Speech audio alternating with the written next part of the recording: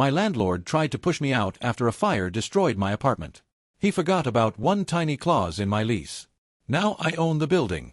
I never thought I'd be the kind of person writing one of these posts. I've always been the quiet one, the rule follower, the woman who reads every page of every document before signing. My mother used to joke that I'd read the terms and conditions on a pack of gum if they printed them small enough. Turns out, that particular habit of mine was about to become the most valuable trait I possessed. My name is Melanie, I'm 36, and until about 4 months ago, I lived in a beautiful third-floor unit of a converted brownstone in the Jamaica Plain neighborhood of Boston. I'd been renting the apartment for just over 7 years, moved in when I was 29, fresh off a painful breakup and looking for a place that felt like a fresh start. The building was a classic triple-decker, the kind you see all over JP and Dorchester, with gorgeous original woodwork, high ceilings, and those old radiators that clanked and hissed like they were trying to tell you secrets in the middle of the night. My unit had a bay window that looked out over a row of sugar maples, and in autumn the light that came through those windows turned everything amber and gold. I loved that apartment the way some people love a person. My landlord was a man named Gerald Hofstede. When I first signed the lease, Gerald was a perfectly reasonable human being. He was in his late 50s, semi-retired from commercial real estate, and he owned 3 or 4 residential properties around Greater Boston. He wasn't warm, exactly, but he was professional. Repairs got done within a reasonable time frame. He never showed up unannounced. The rent increases were modest and always came with proper notice. For the first 5 years, our relationship was what every tenant-landlord relationship should be: boring. Things started to shift about 2 years ago. Gerald's wife left him. I heard this through the grapevine from Mrs. Petrakis on the first floor, who seemed to know everything about everyone within a 6-block radius. After the divorce, Gerald became harder to reach. Maintenance requests went unanswered for weeks. He started making comments about the market and how properties in JP were going through the roof. I noticed him driving by the building with people I didn't recognize, pointing at the facade, gesturing at the lot. The kind of behavior that makes a long-term renter's stomach clench. But I had my lease. I'd renewed it twice, both times for 2-year terms, and the current term still had 14 months left. The lease was solid. I knew because I'd read every single word. Then came the fire. It happened on a Tuesday night in late October. I was at my desk in the second bedroom, which I used as a home office for my work as a freelance paralegal. Yes, the irony of my profession will become apparent shortly, when I smelled something acrid drifting up through the floor vents. Within minutes, smoke was curling under my door. The fire started in the basement, in the electrical panel. The wiring in the building was original, decades old, and Gerald had been putting off an electrician's recommendation to rewire the basement for at least 3 years. I know this because I'd personally forwarded him the inspection report the city had sent after a routine check 18 months earlier. I grabbed my laptop, my fireproof document safe. Yes, I have one of those, and no, I will not apologize for being that person, and my cat, Dostoevsky, and I got out. Mrs. Petrakis on the first floor got out. The second-floor unit was vacant at the time, mercifully. The fire department responded quickly and contained the blaze, but the basement and first floor sustained heavy damage. My unit had significant smoke and water damage. The building was declared temporarily uninhabitable pending structural assessment and repairs. I was devastated, but I was also prepared. I had renter's insurance through a reputable carrier, a policy I'd maintained and updated every single year. Within 72 hours, I'd filed my claim. Within 2 weeks, the adjuster had assessed my losses: damaged furniture, electronics, clothing, the cost of temporary housing, and additional living expenses. The payout came to just under $41,000. It wasn't a windfall, it was compensation for things I'd lost and expenses I was now incurring. I moved into a short-term rental in Roslindale and started the slow process of replacing my life. Here's where Gerald entered the picture again. 3 weeks after the fire, Gerald called me. Not to ask how I was doing. Not to discuss the timeline for repairs. He called to tell me that he'd decided not to rebuild, and that he was terminating the lease due to force majeure. He said it casually, the way you might tell someone you decided to skip lunch. He informed me that I had 30 days to wrap up any remaining business related to the property and that he intended to sell the building as is to a developer. The insurance is handling your end, he said. You've got your payout. Everyone's made whole. Time to move on, Melanie. I sat there on the phone in my temporary apartment with Dostoevsky purring on my lap, and I felt something cold and precise settle into my chest. Not anger, exactly. More like clarity. Gerald, I said, keeping my voice perfectly even, I'd like to see the written notice, please. And I'd appreciate it if all further communication went through written channels. He seemed mildly annoyed but agreed. The letter arrived 3 days later. Certified mail. 30 days notice to vacate. No mention of the 14 months remaining on my lease. No mention of relocation assistance beyond what insurance covered. And absolutely no mention of something that I had been thinking about ever since he'd used the words, sell the building. My right of first refusal. Update 1. The discovery. Here's the thing about being a freelance paralegal who reads every document. I don't just read leases. I study them. I annotate them. I keep copies in 3 separate locations, paper in the fireproof safe, digital on an encrypted drive, and a third copy with my attorney friend Priya, who I went to undergrad with at UMass Amherst and who now practices tenants' rights law in Cambridge. When I'd signed my original lease 7 years ago, Gerald had used a template that his own attorney had drafted for his residential properties. It was thorough, more thorough than most residential leases I'd seen in my professional work. And buried in Article 14, Section 14.3, was a clause that I suspect Gerald had long since forgotten about, if he'd ever read it carefully in the first place. It read, in relevant part, in the event that landlord intends to sell, transfer, or otherwise convey the property, or any portion thereof, during the term of this lease or any renewal thereof, tenant shall have the right of first refusal to purchase the property on the same terms and conditions as any bona fide offer received by landlord from a third party. Landlord shall provide tenant with written notice of any such offer, including all material terms, and tenant shall have 45 days from receipt of such notice to exercise this right by delivering written notice to landlord. 45 days. Not 30. And he hadn't notified me of any third-party offer. He hadn't mentioned the right of first refusal at all. He was trying to push me out, sell to a developer, and pocket the proceeds without ever giving me the opportunity the lease guaranteed. I found out about the developer by accident. I was grabbing coffee at my usual place on Center Street when I ran into Mrs. Petrakis, who was temporarily staying with her daughter in West Roxbury. She mentioned, almost in passing, that Gerald had been talking to some company called Atherton Development Group about buying the building. She said he'd told her the deal was practically done, and that they were planning to tear down the triple-decker and build condos. He offered me $2,000 to sign something saying I wouldn't make a fuss, Mrs. Petrakis told me, stirring her coffee with the kind of world-weary resignation that only a 73-year-old Greek woman from Boston can properly convey. I told him I'd think about it. I told her not to sign anything until she talked to me. That night, I called Priya. Update 2. The strategy. Priya Chandrasekharan is 5 feet 2 inches tall and has the legal instincts of someone 3 times her size. When I read her the lease clause over the phone, she was quiet for a long moment, and then she said a word that I will not repeat here but that roughly translates to, "We've got him."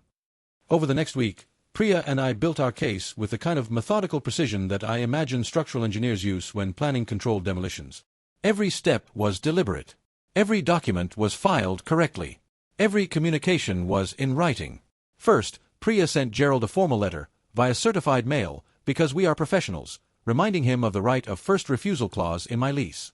The letter noted that any sale of the property without first offering me the opportunity to purchase on the same terms would constitute a breach of the lease agreement and could expose him to significant legal liability, including but not limited to specific performance, damages, and attorney's fees. Gerald's response came not from Gerald but from his attorney, a man named Douglas Whitfield of a small firm in Quincy. Mr. Whitfield's letter was dismissive in the way that only letters from attorneys who haven't actually read the relevant documents can be. He argued that the fire constituted a constructive termination of the lease, that the force majeure clause superseded the right of first refusal, and that my insurance payout had made me whole, rendering any further claims moot. Priya read the letter out loud to me over the phone, and I could hear her smiling. He's conflating 3 completely separate legal concepts, she said. The insurance payout covers your personal property losses and additional living expenses. It has absolutely nothing to do with your contractual rights under the lease. The force majeure clause in this lease specifically addresses temporary interruption of habitability. It doesn't terminate the lease, it suspends certain obligations during the period of uninhabitability. And the right of first refusal is a covenant that runs with the lease term, which doesn't expire for another 13 months. Douglas Whitfield either didn't read the lease or he's hoping we didn't. We had read the lease. Priya's response to Mr. Whitfield was surgical. She cited Massachusetts General Laws Chapter 186, relevant case law on the enforceability of rights of first refusal in residential leases, and the specific language of our lease that distinguished between temporary suspension of habitability and termination. She also noted, almost as an afterthought, that Gerald's failure to maintain the electrical system, as documented by the city inspection report I'd forwarded him 18 months prior, could constitute a violation of the implied warranty of habitability, which could expose him to additional liability. She copied me on the letter. I printed it out and put it on my refrigerator. While the legal volleys were flying, I was doing my own research. I pulled property records from the Suffolk County Registry of Deeds. I looked up comparable sales in the neighborhood. I reached out to a mortgage broker I'd worked with professionally and got pre-qualified for a loan. I contacted a structural engineer who specialized in fire-damaged properties and commissioned an independent assessment of the building. The engineer's report came back with findings that made my heart beat faster. The structural damage was largely confined to the basement and portions of the first floor. The second and third floors were structurally sound. The foundation was solid. With proper remediation and rewiring, the building could be restored for somewhere between $180,000 and $220,000. Given the location, JP was one of the hottest real estate markets in Greater Boston. The fully restored building would be worth somewhere north of $1.4 million. Gerald was trying to sell it as is to Atherton Development for $650,000. I learned this because Priya, in her infinite wisdom, had included a demand in her letter that Gerald disclose the terms of any pending offer as required by the lease. After 2 weeks of stalling, Gerald's attorney finally produced a copy of the letter of intent from Atherton. $650,000. For a building in Jamaica Plain that, once repaired, would be worth more than double that. I didn't need Priya to tell me what to do next, but she told me anyway. Exercise the right, she said. Match the offer. Buy the building. Update 3, the execution. I want to be clear about something. I am not wealthy. I'm a freelance paralegal who earns a comfortable but not extravagant living. I don't have $650,000 sitting in a savings account. What I do have is 7 years of disciplined saving, excellent credit, a pre-qualification from a mortgage broker who believed in the numbers, and something that money alone cannot buy, a thorough understanding of every single piece of paper involved in this transaction. I exercised my right of first refusal in writing, delivered via certified mail to both Gerald and his attorney, within the 45-day window. The letter matched the Atherton offer dollar for dollar, $650,000 for the property, as is. Gerald did not take this well. He called me directly, a mistake his attorney should have prevented, and the conversation was illuminating. "Melanie, this is ridiculous," he said.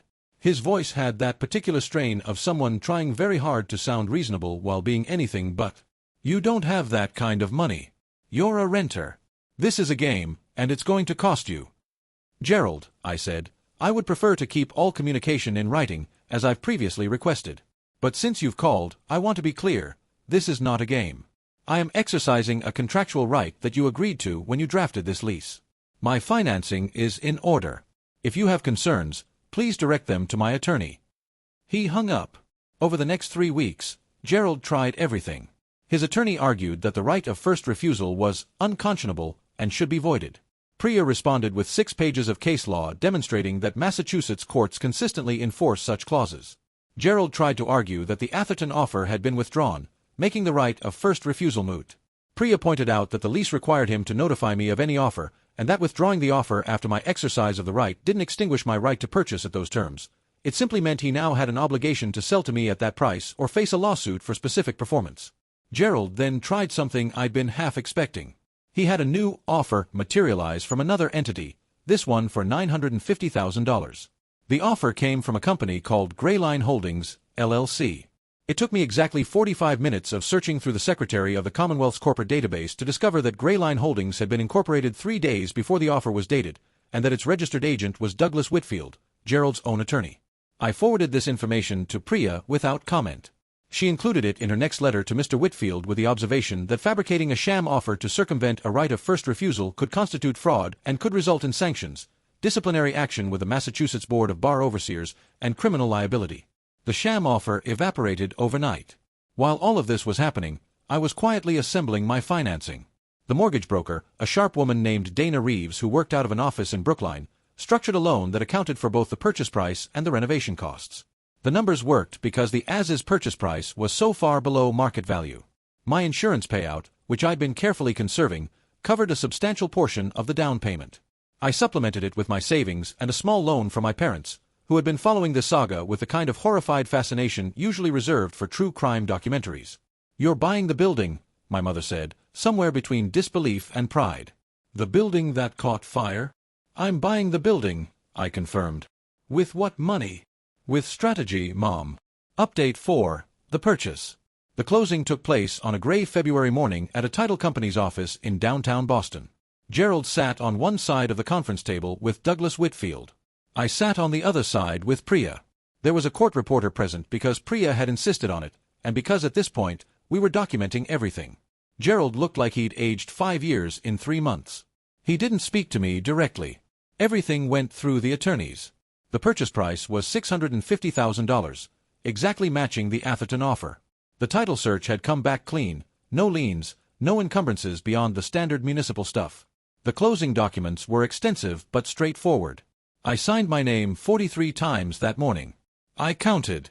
When it was done, Priya and I walked out of the office into the cold Boston air, and I stood on the sidewalk holding a folder full of documents that said I owned a building. My building. The one with the bay window and the sugar maples and the radiators that talked in their sleep. I didn't cry. I'm not a crier. But I did stand there for a long moment, breathing. You know what the best part is? Priya said, adjusting her scarf against the wind. What? He could have just done the repairs and kept collecting rent. The insurance would have covered most of the structural damage on his end. He got greedy, and his greed led him to sell you a building worth over $1 million for $650. She was right. Gerald's own property insurance, combined with the city's finding that the fire originated from his failure to address known electrical deficiencies, meant that his carrier was on the hook for a significant portion of the structural repairs. If he'd simply done the work, he'd still own the building, still be collecting rent from me and whoever moved into the other units, and still be sitting on an appreciating asset in one of Boston's most desirable neighborhoods. Instead, he'd panicked, gotten greedy, tried to push out his tenants and flip the building to a developer, and run headfirst into a contractual clause that his own attorney had drafted 7 years ago. The renovation took about 5 months. I hired a general contractor recommended by the structural engineer, a guy named Tomas Medina who ran a tight crew and came in under budget. The electrical system was completely overhauled. The basement was rebuilt. The first floor was restored and modernized. My third floor unit was remediated, repainted, and fitted with new hardwood floors to replace the ones warped by water damage. I kept the original woodwork and the radiators. Some things you don't replace. Mrs. Petrakis moved back into the first floor in July. I gave her a new lease at the same rent she'd been paying before the fire, with a clause guaranteeing no increases for 5 years. She cried. I didn't cry. I made her spanakopita recipe instead, which she declared acceptable for a non-Greek.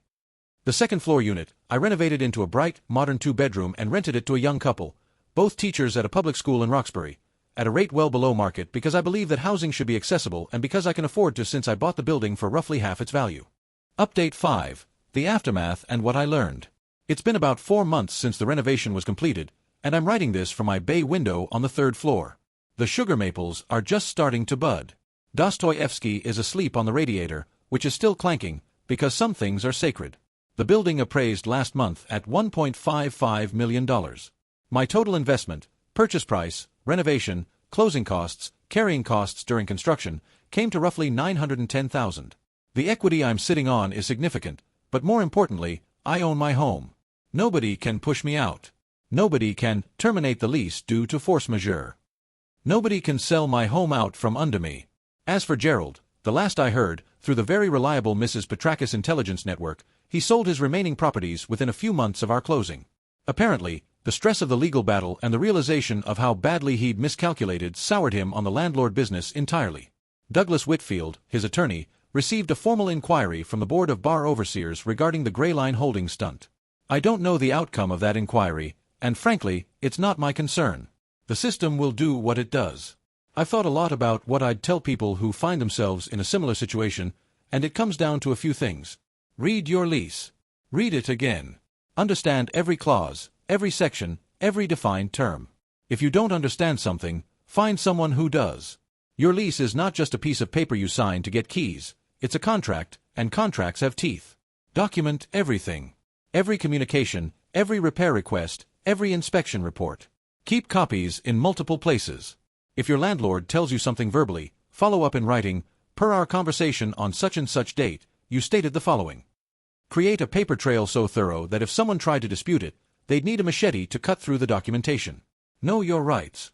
Tenant protection laws vary by state, by city, sometimes by neighborhood.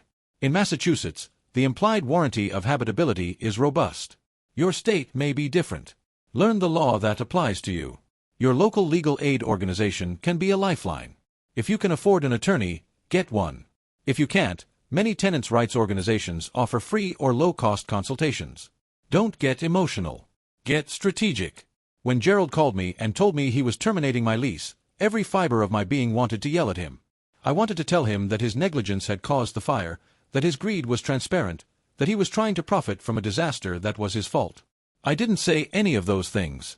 I asked for written notice and told him to communicate in writing. That discipline, that refusal to give him anything he could use against me, was as important as any legal argument Priya made. And finally, don't assume that the people who have power over your housing have your best interests at heart. Gerald wasn't a villain when I moved in. He was a perfectly adequate landlord who, when circumstances changed, revealed that his tenants were nothing more than obstacles between him and a payday. The lease was the only thing standing between me and displacement, and it only worked because I knew what was in it. I'm a homeowner now. A landlord, technically, though I try to be the kind of landlord I always wished Gerald had been. Mrs. Petrakis brings me baklava on holidays. The couple on the second floor invited me to their housewarming. Dostoevsky has claimed the warmest radiator in the building as his personal domain and defends it with the ferocity of a small, furry warlord. The bay window still catches the light in autumn. I expect this fall, it will look even better. Edit. Wow, this blew up overnight. A few responses to common questions in the comments. Yes, the right of first refusal is enforceable in Massachusetts. Yes, my landlord's own attorney drafted the lease. No, I don't feel bad for Gerald. He neglected the electrical system, caused the fire, tried to illegally terminate my lease, attempted to sell without honoring my contractual rights, and then tried to fabricate a sham offer through his own lawyer. The man played every card wrong, and every card he played was a card I was prepared for. And to the person who asked about Dostoevsky, he's a 13-pound Maine Coon mix with opinions about everything and a deep distrust of anyone who doesn't offer him chin scratches within the first 30 seconds of meeting him. He is doing very well, thank you for asking. TLDR, landlord's negligence caused a fire in my apartment. He tried to push me out and sell to a developer. He forgot about the right of first refusal clause in MY lease, which his attorney drafted. I exercised it, bought the building for half its market value, renovated it, and now I own my home. Read your leases, people.